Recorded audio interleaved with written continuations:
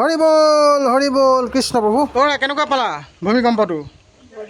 হে বা এই ৱাল লৈ গৈছেনে?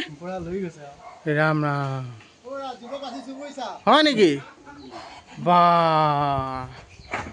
নমস্কাৰ বন্ধুসকল, স্বাগতম জনাইছোঁ আপোনাক মোৰ চেনেললৈ।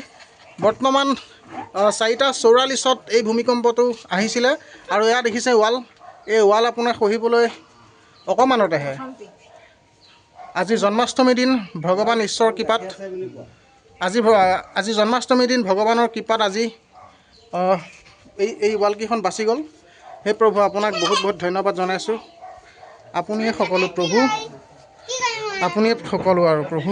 কৃষ্ণ কৃষ্ণ। এয়া দেখিছে ৱাল, এয়া আমি ৱাল দি আছিলোঁ আৰু এয়া মানে খহিবলৈ অকণমানতে প্ৰভু। এয়া দেখিছে আপোনালোকে এয়া ৱাল। বা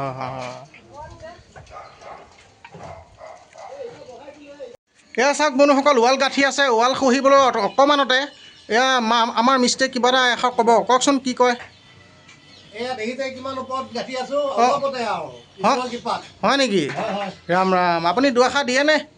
এই ভূমিকম্পটো যে আহিল তাৰ মানে ভিত্তিত কি ক'ব? আজি জন্মাষ্টমী উপলক্ষে শিলে বৰশিলে বুলি কয় হয় আগতে ৰাইজে, হয় কিন্তু এতিয়া আমি সঁচাকৈ গম পাইছোঁ ঈশ্বৰ আছে পৃথিৱীত। হয় হয় থকাৰ কাৰণে এইটো ঘটনা হৈছে।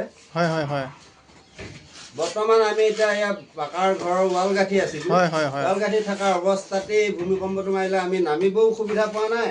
ঈশ্বৰক হৰি বল কৰি ঈশ্বৰক মাতি প্ৰাণ ৰক্ষা কৰিছোঁ আৰু প্ৰথম ঈশ্বৰ নথকা হৈ আজি শেষ।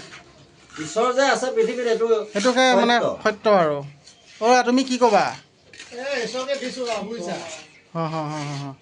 কৃষ্ণ প্ৰভু দয়া কৰিব সকলোকে।